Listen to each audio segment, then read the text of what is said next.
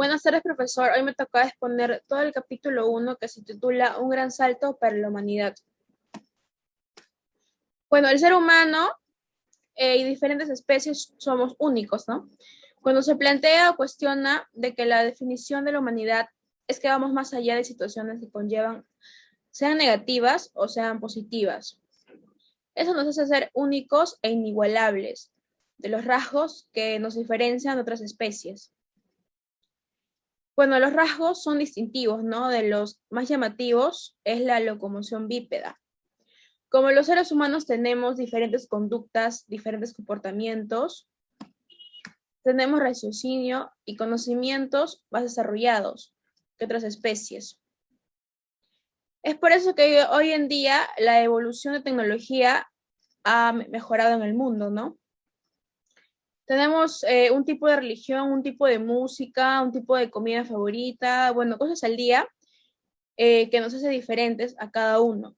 Existen varias sentencias sobre distintos factores y lo que más destacan es que algunos autores son capaces de explicar toda nuestra singularidad que ha sido el lenguaje. Eso quiere decir que el lenguaje es lo que nos hace únicos, ¿no? Y lo que nos diferencia. Según la biología es que somos parientes de todos los seres vivos del planeta. Se dice que como en todas las familias hay parentescos próximos, fundamentalmente con los primates, como los gorilas, chimpancés, etcétera, ¿no? Sin embargo, la genética nos ha mostrado que a pesar de esa diversidad de aspectos, lo que realmente importa, bueno, a la base de química, es que existen diferencias que son minúsculas, tanto en el ámbito de las capacidades cognitivas y en lo paralelo, ¿no? Bueno, es importante mencionar que esa posible mutación simple que aumentó nuestra memoria operativa en un tiempo, tuvo los resultados que fue gracias a que ocurrió en unos seres vivos con un cerebro como el que teníamos en aquel momento. Es decir, un cerebro que ya había aumentado notablemente su capacidad, era un cerebro muy capaz y muy potente de cualquier situación, ¿no? Que razonemos o que analicemos. Bueno, gracias, eso es todo. Buenas tardes, profesor. Voy a exponer lo que sería el capítulo 2 del libro de La mente del Homo sapiens, el regalo de los dioses, el lenguaje. Así se titula el capítulo.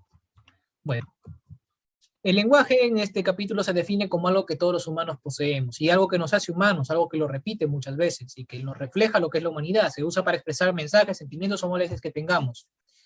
En el libro también se habla sobre lo que sería el significante y el significado. ¿Qué es? Felicidad, significante, en palabra. Una palabra que exprese ciertos significados, que eso es lo que vendría a ser lo que viene acá, apuntando con el mouse. La felicidad es un concepto abstracto que puede decir que se puede explayar en varios significados. Por ejemplo, puede ser que sea una alegría por una buena noticia, una alegría por una desgracia, que también puede pasar, una alegría por un chiste, una alegría por una victoria. En cierto modo, a pesar de todo, siempre tiene ese pequeño significado, o sea, esa pequeña fracción de lo que nosotros entendemos por felicidad, pero diferentes cuestiones. Cosas que parecen varias palabras, y eso es algo normal. También están los símbolos. ¿Qué son los símbolos? Es la palabra que encierra un conjunto de palabras, pero tienen relación entre sí, como si fueran sinónimos, pero a la vez antónimos. Claro, no tiene que tener que ser la misma palabra que signifiquen lo mismo, pero también pueden ser, pero se basa en lo que sería el concepto. Por ejemplo, águilas, guacamayos, halcones, búhos, lechuzas y loros. ¿Qué son? Son aves. Eso es el símbolo. El símbolo de estas palabras es que son aves. Seguimos. Luego están las gramáticas, lo que hace complejo nuestras formas de hablar. Las palabras no vienen solas, sino que están acompañadas de otras que mejoran y especifican sus significados. En este caso, o sea, la complejidad de nuestro lenguaje viene a venir por las reglas que ponemos en él y la variedad de palabras que podemos formar añadiendo a otras para convertir el significado en otras nuevas. Por ejemplo, está ejemplos, las aves. Ya lo hemos modificado, podemos modificarlo más. Las aves felices. ¿Queremos más? Los halcones son aves felices. Ahora volvemos a una relación más compleja. Los halcones son aves que vuelan felices buscando roedores como los ratones. En fin de cuentas son reglas gramaticales que no vamos a definir porque si no se alarga mucho el video, tal vez ya está muy largo, pero bueno. Luego viene la recursividad. ¿Qué es la recursividad? Es la capacidad de usar varias palabras que pueden significar lo mismo, ¿no? Pero aunque parezcan desordenadas, en cierto modo dan un mensaje. Yo sé que él sabe que nosotros sabemos que ella lo ve como un tonto. Parece desordenado, pero en cierto modo es una oración que tiene sentido. Solo hay que verlo un poco más y eso es lo que refleja la complejidad de nuestro lenguaje, porque podemos formar oraciones que parecen no tener sentido para algunos, pero en cierto modo guardan un mensaje. Bueno, en este caso un humano lo entendería. Claro, se marearían algunos, pero también lo entendería. Luego están las gramáticas no humanas. ¿Qué son las gramáticas no humanas? Son gramáticas que pueden entender cualquier raza. Una raza que, bueno, no es negro, blanco, eso no, sino razas animales, humanas. Bueno, razas animales en este caso. En este caso me atribuye más el oído. Los animales se expresan así por palabras directas. Por ejemplo, dicen peligro, un sonido, comida, un sonido. Pero nosotros no, nosotros nos volvemos mucho más complejos. Las gramáticas no humanas son las gramáticas simples, primitivas, que normalmente los niños lo usan cuando están aprendiendo a hablar, y puede sonar algo así. Gerardo dibuja pared. Aunque a nosotros parece que nos falta así conectores, en realidad lo podemos entender. Gerardo dibuja en la pared. Eso es lo que expresa el niño. Alicia perdida. Se suena raro porque no está un conector, pero se le puede atribuir el mensaje que Alicia está perdida. Son primitivos, pero nosotros lo podemos entender gracias a que el oído lo detecta y lo relaciona con lo que nosotros conocemos. Por eso el lenguaje es más complejo, ya que entendemos conceptos mucho más avanzados de lo que sería el lenguaje y la gramática de este. El área de Wernicke y de Broca son lo que se vendría a explicar la función del lenguaje. De Wernicke es la antena, o sea que recibe todo. Lo recibe, lo procesa y lo manda al área de Broca, que es el que lo expresa o lo entiende. En otro capítulo se habla sobre lo que sería el qué pasa cuando estas áreas se ven mal formadas, pero eso no importa. Eso ahorita no importa. Esto es lo que vendría a ser la explicación básica de lo que es la fisiología de lo que sería el lenguaje. Pero en cuestión no nos vamos a explayar más. Eso es lo que habla en el libro y se expresa más o menos de lo que sería la humanidad. Lo relaciona mucho con ser humano, o sea, lo relaciona con que nosotros somos humanos gracias al lenguaje, también, aunque también se hace una discusión debido a que los animales también tienen palabras, pero se defienden porque nosotros lo hacemos mucho más complejo, como ahora que estoy hablando mucho. Un libro recomendado, El Dardo de la Palabra, de Fernando Lázaro Carreter, que se habla sobre la evolución de la sociedad y cómo este fue influenciado por el lenguaje. Aquí se habla sobre la evolución a través de 2 décadas y cómo el lenguaje fue influenciando en lo que sería esto, cómo fue cambiando gracias a ello. Y con esto pues son mis referencias y bueno, acá termina mi exposición del capítulo 2. Gracias. Profesor, buenas tardes. Me ha tocado exponer el capítulo 3, el cual se titula Nuestro pensamiento interior, el cual nos explica que el lenguaje no es lo único que nos hace humanos, sino que este es más extensivo, lo cual es el pensamiento lo que nos hace más humanos y nuestra inteligencia superior al de los animales, ¿no? Que en este capítulo nos compara con ellos. Una definición sobre la inteligencia que es que se podría definir y medir por la velocidad y el nivel del éxito con el que los animales, incluidos los humanos, solucionan los problemas para sobrevivir en su entorno natural y social. Se dice que es más inteligente el que soluciona problemas y mejor y más rápido. Esta definición es aceptable, ¿no?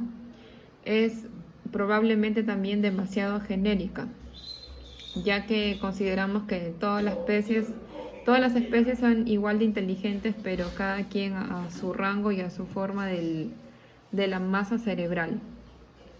También nos habla este capítulo sobre la teoría de la mente, la cual define como la capacidad de representarse mentalmente los estados mentales propios y de los otros, lo cual nos permite a nosotros tratar de comprender a los demás, cada quien con sus propias creencias, con sus propios deseos, con su conocimiento de acuerdo a lo que ha vivido. Y dicho en otras palabras, también se trata de ser capaces de comprender que los demás tienen una mente individual y que pueden pensar de manera distinta a la de nosotros. También nos habla sobre la conciencia. Nos dice que la conciencia es algo puramente perceptivo, que cuando percibimos por nuestros órganos de los sentidos envían información a nuestro cerebro. De parte de esa información seremos conscientes y del resto no. Como por ejemplo, yo ahora no soy consciente del contacto de mis zapatos con mis pies, ni de mi ropa con mi cuerpo, pero sí atiendo a estas sensaciones, seré consciente de ellas. Nos habla de la voluntad, que se puede considerar parte de la conciencia. No sería más que porque somos conscientes de al menos parte de nuestros actos. En realidad, de estar tomando decisiones y de llevarlas a cabo. Las partes perceptivas de nuestra corteza sería entonces aquella donde realmente podemos estar seguros de que está produciendo algo consciente, donde estamos dando cuenta de las cosas. Como por ejemplo, ¿no? Yo mismo soy un objeto a ser percibido, mi cuerpo, mis acciones, mi cuerpo actuando, mis planes, mis decisiones. Todo eso son eventos perceptibles y de que por lo tanto podemos ser conscientes. Se dice que la mente, como algo inmaterial, dice la ciencia que es un epifenómeno, un producto derivado de la actividad cerebral. Además, derivado de una parte de nuestra actividad cerebral, no toda de ella, de la que hemos visto que tiene que ver con la conciencia. Gracias. Buenas tardes, profesor. Voy a exponer el capítulo 4, Almas en penas, de esquizofrenia, del libro Mente del Homo Sapiens. Mente del Homo Sapiens. Bueno, en el libro la esquizofrenia se define como un trastorno que es heterogéneo, o sea, sus síntomas son contradictorios en muchas veces. El síntoma más característico de esto es las alucinaciones, pero en realidad no es muy común que digamos, o no es algo que seriamente lo relacione. Según lo que relaciona en realidad es este síntoma, que es el más importante según muchos autores, el trastorno formal del pensamiento. ¿Qué consiste? Que es en el que también se le asocia que no tener capacidad de hablar correctamente. ¿Qué sentido? O sea, por ejemplo, tú le preguntas, ¿cómo está tu día? Y él te responde, hoy no hay tráfico. No hay sentido en eso. Vuelves a preguntar. Te pregunté, ¿cómo estás tu día? Y él te responde, las flores son azules. En este caso se puede ver un efecto de que el paciente o la persona está teniendo no está entendiendo lo que se le pregunta o lo entiende de otra manera probablemente. Su capacidad de relacionar la realidad con lo que escucha, la percepción, está dañada. Y eso es algo que en realidad es lo que sufre la esquizofrenia, o sea, que no sabes qué está pasando en realidad. Más allá de las alucinaciones, otra repercusión es la incoherencia, es la coherencia de los expresados causando incoherencia, del expresado causando atropellos lingüísticos de las palabras que no tienen relación como si se mezclaran. Esto es algo grave en mi opinión, por así decirlo. Tú le preguntas, ¿cuál es el número de lotería? Y él te responde, la olla de oro, me gustan las flores, yo no veo que haya piña en la nevera. ¿Qué estabas cocinando? No hay sentido en lo que dicen, no hay coherencia. En este caso ya es un efecto grave, o sea, tú le preguntas algo y él te responde otras cosas y encima se va a otros temas que no tienen relación. En ese caso se puede decir que la persona ya está al punto de que su capacidad de relacionar lo que es real con lo que escucha y lo que él quiere expresar no está funcionando bien. Hay un problema severo. Hay causas para esto. Está el ambiente, o sea, el ambiente en el que está. Algunas cosas pueden causar que la persona también cambie su parecer. También está la estructura, algo que refleja el libro, que es en el caso de Crow, un autor ahí que se menciona. Es que Crow dice que las partes del cerebro también influyen, o sea, la estructura. Algunas partes son más grandes que otras y estas pueden influir a que se forme ese trastorno de la esquizofrenia. También está la genética, pero la genética es otro tema y además es más como una especie de que lo puedes heredar o no, pero no es un poco más complicado. Las consecuencias de ese desorden mental son los desórdenes sociales, los problemas físicos, la demencia y por último el suicidio. Verán, en el libro lo relacionan de que esos problemas mentales son humanos. O bueno, en la mayoría de casos, o sea, que estos problemas en específico, el trastorno de la esquizofrenia, el Alzheimer son humanos, netamente humanos, a diferencia de los animales, que aunque también pueden sufrir enfermedades mentales, como la depresión o algún desorden, normalmente esos desórdenes son los más simples de definir, o sea, son sentimientos de haber estado o haber sufrido algo. Esto es algo común en animales que son sociables, o sea, es como los delfines que se les muere su cuidador y ya pues se sienten mal, o los monos que no ven después de mucho tiempo a la persona que los crió. En cierto modo, o sea, ese sentido de depresión, esas enfermedades mentales están presentes en todos los animales que puedan relacionarse socialmente y tengan cierto grado de inteligencia.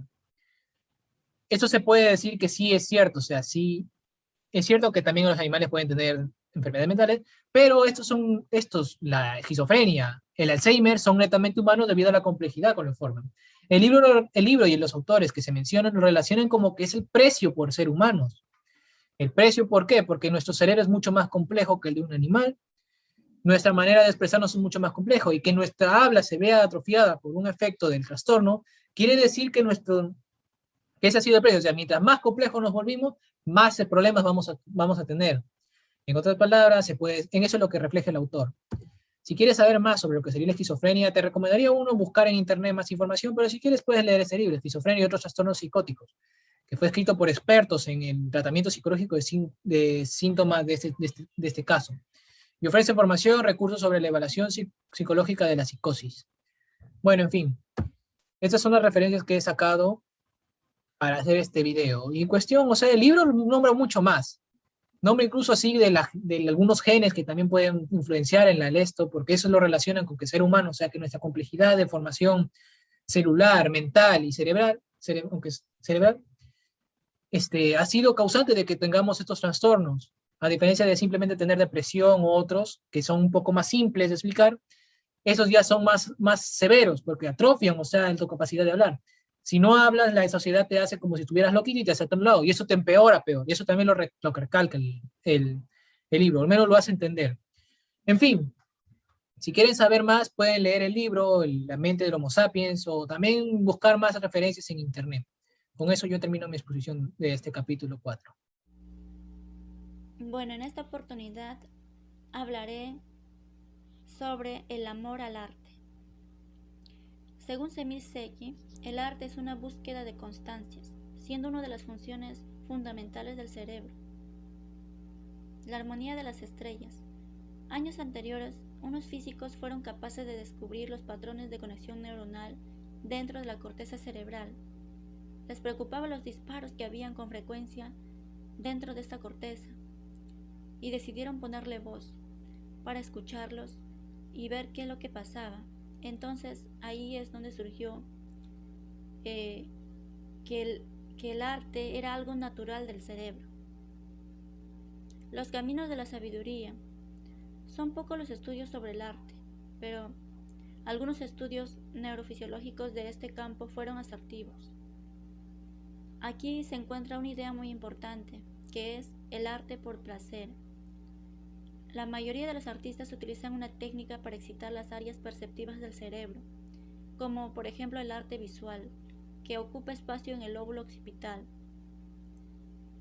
También aquí se habla sobre la sobreexcitación de las áreas perceptivas, el cual producirá placer por la existencia de conexiones directas entre estas áreas y el sistema límbico, y por lo tanto también el sistema de las emociones. En este sistema está la amígdala conectado con el sistema intelectual, el cual nos permite anticipar, planificar y tomar decisiones.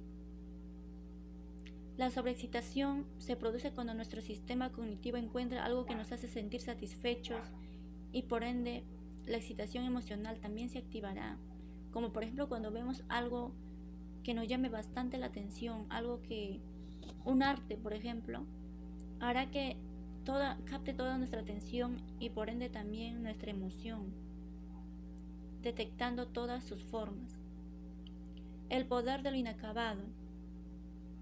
En esta parte explica cómo el cerebro tiene la capacidad para percibir cosas que no se ven o para completar cosas que evidentemente no aparecen, como por ejemplo al ver una imagen donde se muestra incompleta y ya el cerebro forma su idea, su ideal que podría ser. Entonces cuando ponemos algo en nuestra parte, el arte es más atractivo. El cerebro que hace arte. El sistema límbico debe estar presente para que haya arte. Además, en el arte actúan las áreas prefrontales de la corteza, concretamente la corteza prefrontal dorso-lateral. Su función es coordinar y por ende atender a qué debe o a qué no. Y por eso que cuando vemos algunas imágenes hay cosas que nosotros logramos captar o percibirlas, pero hay cosas que ni nos llaman la atención. El homo artístico. En esta concepción, el arte figurativo solo se identifica cuando existe una figura o un objeto que muestre un significado. Hay personas que no pueden hablar debido a algunos problemas biológicos y sin embargo pueden plasmar en un dibujo algo sorprendente, que quizás para muchos no tendrá ningún sentido, pero sí es evidente la existencia de una mente moderna, como en aquellos tiempos el homo artístico, o como aquellos hombres paleolíticos que en sus dibujos que hacían al parecer no representaban nada, pero era arte. Interpretaciones muy diversas.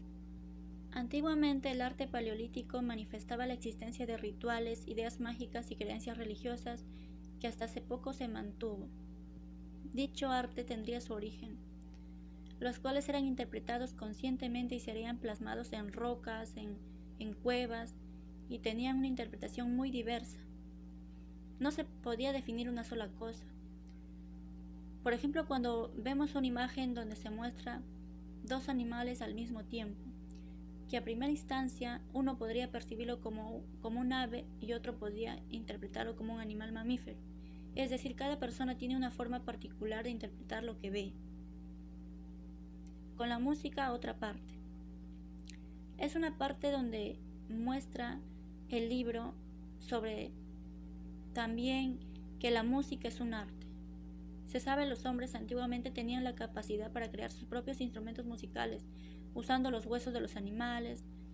Ellos cantaban, bailaban, hacían sus rituales, y también se muestra que aunque no eran tan profesionales como podría decirse con la música, tenían una coordinación, un ritmo, una entonación y emoción. Entonces, la estructura de su música debió ser más sencilla que es ahora, pero sin embargo era arte. Arte y religión. Entre el arte y la religión hay una vinculación profunda, pero cada uno tendría un origen independiente, pero que en sí ellos se ayudarían mutuamente. En el capítulo 100 encontramos la seguridad del animal bípedo, que es un ser humano. El comportamiento especialmente humano. Hay una variedad en las artes visuales y el comportamiento humano. En las páginas anteriores podemos hablar un poco de esto. Podemos hacer una breve lista de cada una de las pautas básicas de los que brindan los demás. No es fácil para conocernos o descubrir lo que con más detalle, los cuales son estas vidas individuales básicas. Donald Brown en 1991 propuso la existencia del comportamiento, el humano universal. Bueno, basándose en observaciones ontográficas de las diversas culturas que habitan la Tierra, intentó aumentar una serie de prácticas comunes no solo en la mayor parte de las culturas, sino en todas ellas sin excepciones. Bueno, todo esto incluye las cosas esperadas, como la cultura, la producción de fuego, música, historias, también los juegos de azar, los tabús, miedo a la muerte. No solo eso, sino también defensas psicológicas, la asignación de hombres en las personas a los hombres, la interpretación de los insultos o sueños. Por ejemplo, que es su marido en una familia de subsistencia, por promedio. Bueno, también encontramos acá a Frank Ritz, que es un enfrento que es de simular, hace años, cuando decidió dedicarse al estudio de la inteligencia, luego de sus esfuerzos por estudiar la estructura del ADN. Crick explicó que el paso de estudiar la conciencia, aunque no había la explicación exacta, porque dijo que todos sabemos que tenemos una idea inteligente de lo que es la conciencia, como regla general para que cada concepto tenga un modelo mejor y otros tengan un modelo menos ideal. Bueno, también se preguntarán, ¿no? ¿Qué es un ser humano? Bueno, primero debemos saber qué es un humano. En el diccionario de Oxford, humanos son hombres y mujeres y niños en la especie sapiens.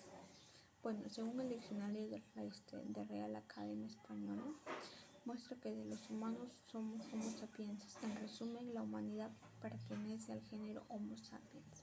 Así se dice, ¿no? Los dos diccionarios famosos y modelos coinciden que los seres humanos pertenecen al Homo sapiens. Bueno, el género como Homo, ¿no? Un trópode de humanos. Bueno, el chimpancé es un hombre que se separaron hace más de 5 y 7 mil años, ¿no? Nuestra familia se originó en la África hace menos de 2 a 3 millones de años como Homo habilis. Y en línea de la evolución nos lleva directamente al Homo sapiens, que se produjeron hace 150.000 y 200.000 años. Hasta ahora así se parece que el primer hombre en la historia de la evolución fue un hombre inteligente de Dios, no solo de nuestros antepasados, sino también entre todos los demás humanos. Bueno, el César, lo que es el César, porque es evidente que consideramos a otros medios del género como el hombre. ¿Podría un hombre llegar a ser hábil como las herramientas de los chimpancés? Esa serie es una responsabilidad como el hombre prácticamente nos movemos, ¿no? Hacia el límite entre lo que es y lo que no es el humano. Gracias. Bueno, proseguimos con la exposición y me ha tocado el número 9, que se titula como el cofre del tesoro. Se sabe que existen diferentes entre nuestro genoma, ¿no? Y el del Neandertal. Son del orden de apenas un 0.5%. Sin embargo, no hay datos suficientes para complementar exactamente en qué consisten esas diferencias, pero existen datos respecto a las diferencias entre nuestro genoma y el de la especie viva actualmente, más cercana a nosotros. Por ejemplo, el chimpancé es lo más revelante, nos parecen tener que ver más con el desarrollo y el mantenimiento del cerebro, básicamente con el número de neuronas. La relación entre muchas de esas diferencias genéticas influye en cómo nuestro cerebro. Son más una interpretación que un dato objetivo. Existe una forma, aunque se pudiera saber en detalle cómo fueron los cerebros, esos otros seres humanos, cuanto más fácil sería ahondar en los ashumanos, ¿no? Los ashumanos en general. El órgano que almacena los pensamientos es la corteza cerebral. Se estima que el cerebro humano está formado por unos 100.000 millones de células nerviosas especializadas en la recepción, transmisión de información. Asimismo, toda la superficie del cerebro se puede dividir en secciones conocidas como lóbulos, es decir, en la parte más interior del mismo tenemos el lóbulo frontal, delimitado en su parte más posterior por un gran surco. Es llamado surco centro, ¿no? Y el siguiente lóbulo es el parietal, y en el extremo más posterior es el lóbulo occipital. Por último, el lóbulo situado en la parte más inferior del cerebro es el lóbulo temporal, que está perfectamente delimitado por un surco muy especial, ¿no? Estos lóbulos, a su vez, pueden subdividir de muchas maneras dependiendo de las situaciones cognitivas, funciones cognitivas. Otra perspectiva que surgieron en el trabajo de Semender Ferri y Damasio fue que el cerebelo es más pequeño en nuestra especie de lo esperado para el volumen de nuestro cerebro. Esto pareciera dar a entender que el cerebro ha jugado un papel poco importante durante el proceso de los humanos. Según Weber, las notables capacidades cognitivas del Homo sapiens moderno, en comparación no solo con otros miembros de nuestro género, incluido en Neandertal, sino en nuestra propia especie antes de ese cambio. Hay aportes distintivos, pero la principal conclusión que vamos a llegar es que podemos sacar al estudiar el volumen del cerebro, es que está aumentado en nuestro género, tanto en términos absolutos como en términos relativos. Gracias.